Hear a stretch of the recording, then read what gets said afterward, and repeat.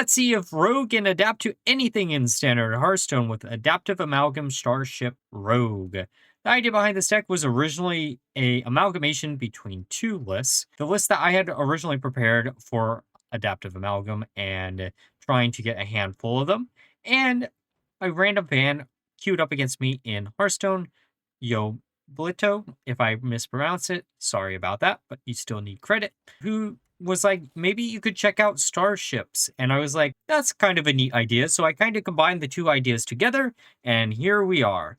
Essentially, the game plan is we're using these starships to survive into the late game so we can easily get a Devil Sword Mask off of Costume Merchant to give Adaptive Amalgam charge. We also have Xavius in the list as an additional way to get charge, and if we really get lucky with the charge early on, we can use Dissolving Ooze onto a starship and then slam down the amalgam for a bajillion damage. Now, for the Mulligan Guide of the list, you are going to be looking for any of the early game starship cards, such as Starship Schematic or Shipwright. Then you're going to be looking for Mixologist for early game removal tools. And finally, Shadow Step or Custom Merchant. Now, with all being said, let's look at some. Okay, DK. There are a lot of different DK lists floating around now. Really, truth be told, they're all basically the exact same list with a few different like win conditions depending on like what you're looking at, truthfully.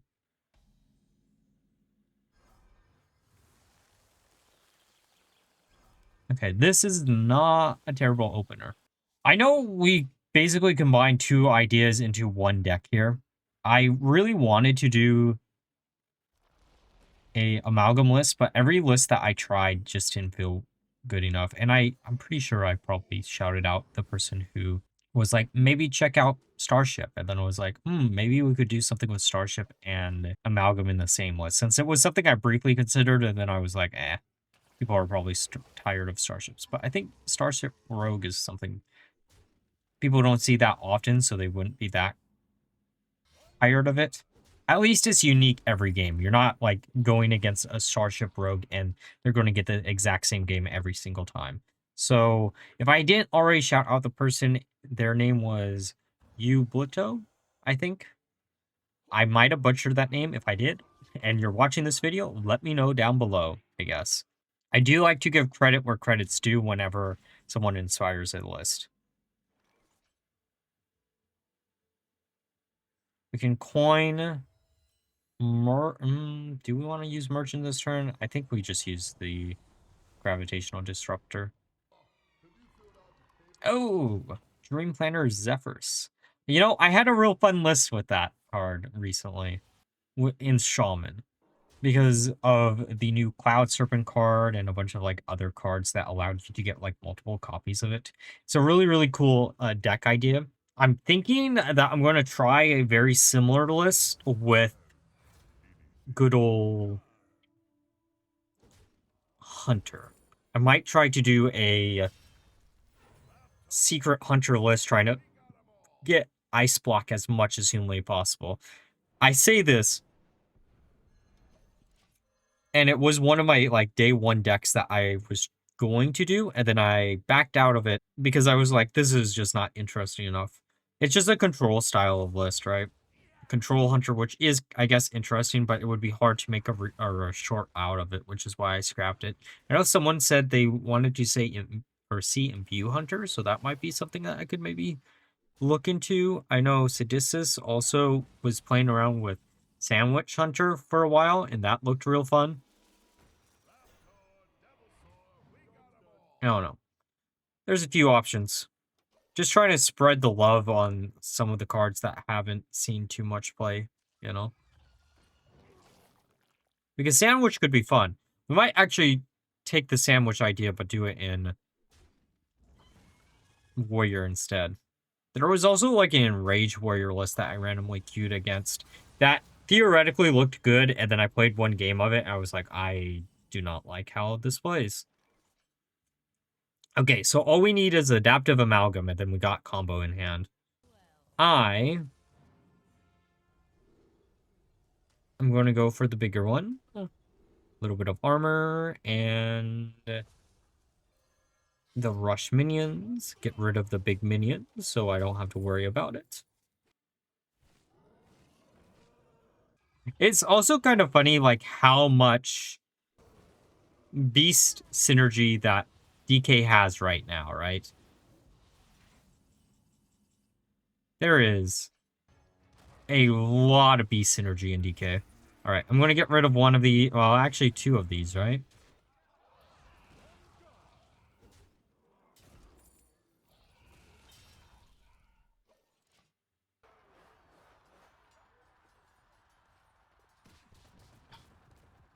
You gotta be kidding me. So, I feel so bad.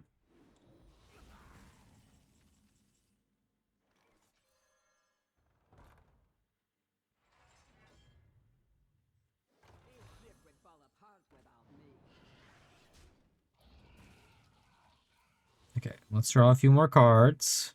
I mean, I would have preferred to have all of those, but that's fine. At least it's not Adaptive Amalgam that got destroyed.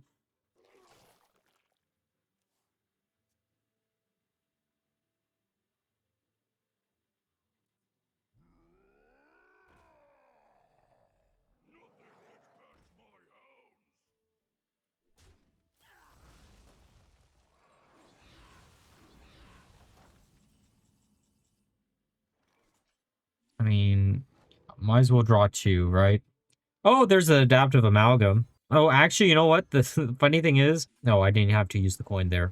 I'm just, sometimes I miscalculate. uh, yeah, now it's in rotation and we don't have to worry about anything. I mean, if they're playing 8 hands from beyond, then we have to worry about it. We might also revisit like a hand control, a Zerg list, a DK list, but that'll be something for the future. Oh, I just got an idea for a really terrible list. There's been so many times I've been like, man, there's a lot of cool like priest cards that would be like really cool to use in like a resuscitate list. And then I look and I'm like, oh, they're all 3 cost. So, hmm.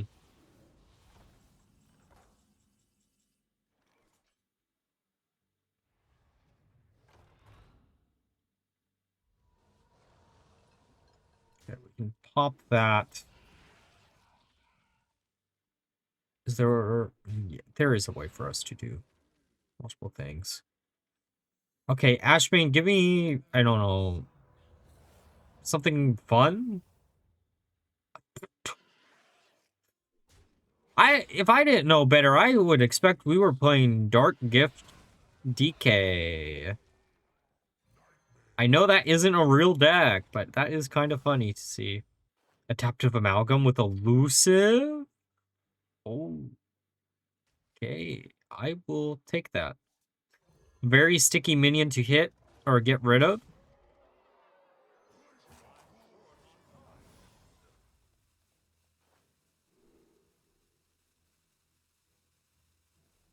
Let's grab the Satyr. Oh, okay. You know, there are a lot of like decks that are great, ceaseless.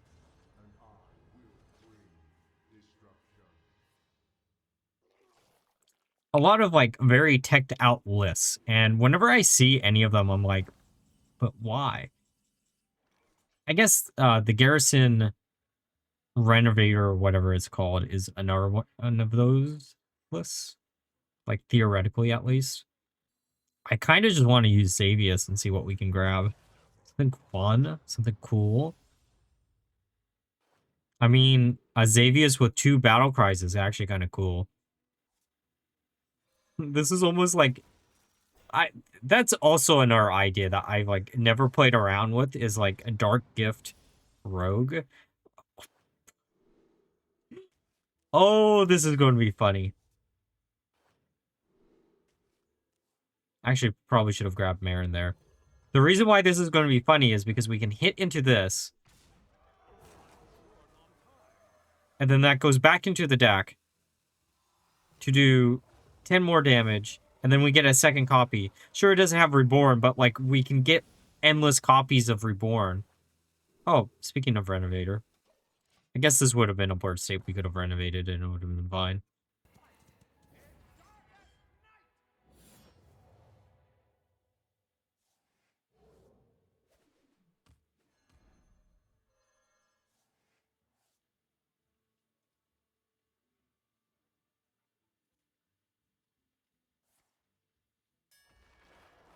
Brawl, come on. You gotta be... That leech just does not want to go.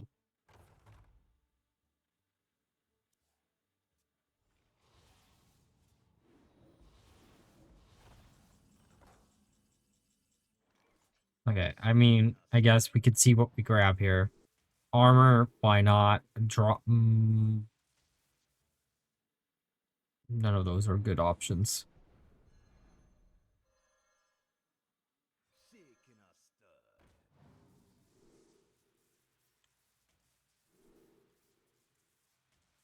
I mean, we can launch the Starship, right?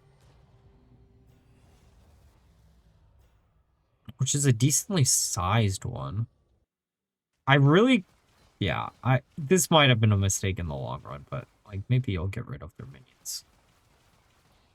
It almost did. It did not, but it almost did. I guess gain a little bit more armor.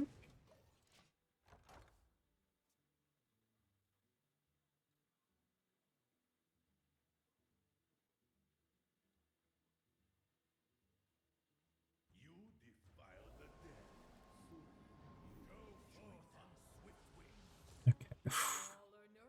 Oh. Oh, they probably haven't drawn into Farok yet, right?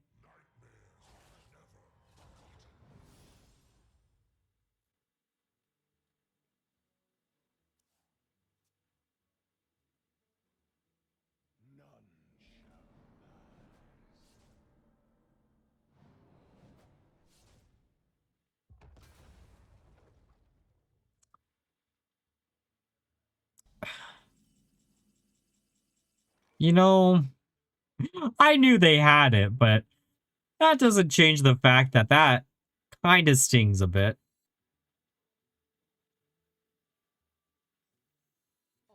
Like, it doesn't sting that bad, but, like, that still kind of hurts.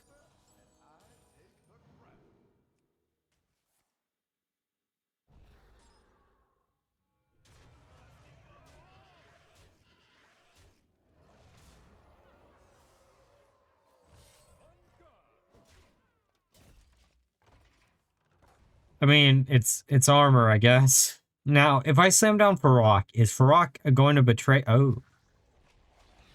I guess I don't have to worry about it.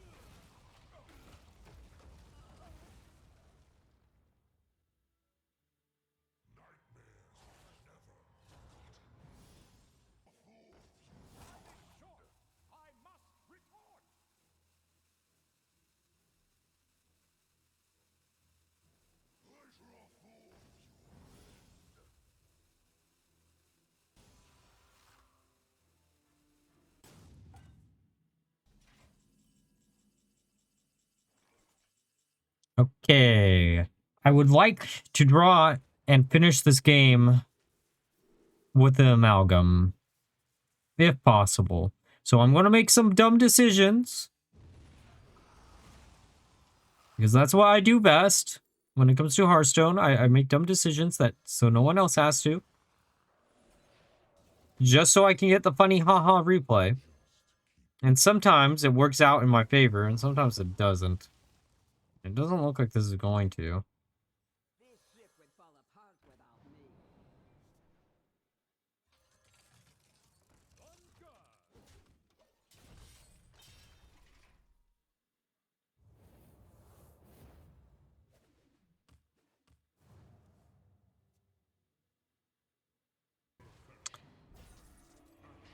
Okay.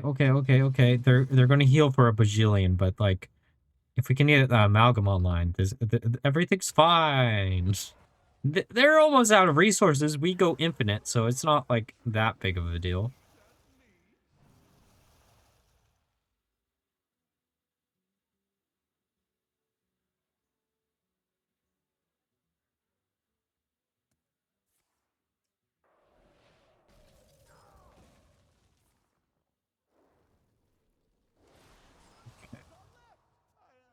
I'm so curious of like, are they running Kill Jaden? You know, actually, I haven't seen Kill Jaden ran in like anything in a while now. Okay, I say this and I put out a deck centered around Kill Jaden. Recently. Hmm. Okay.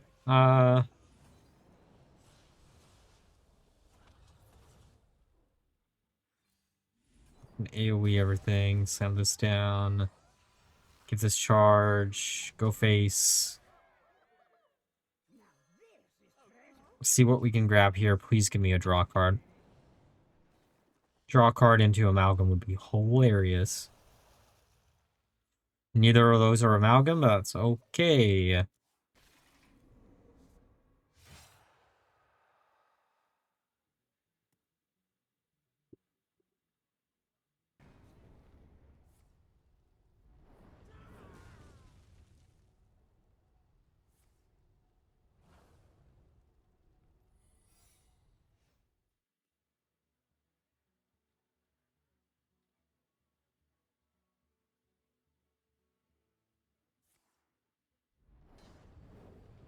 Okay, okay.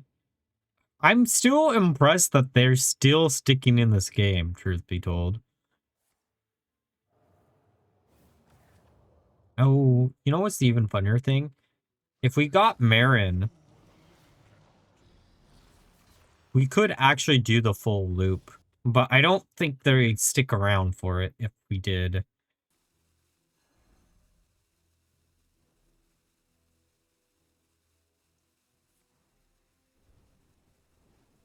Okay. Oh, speaking of Marin, Marin draw 3.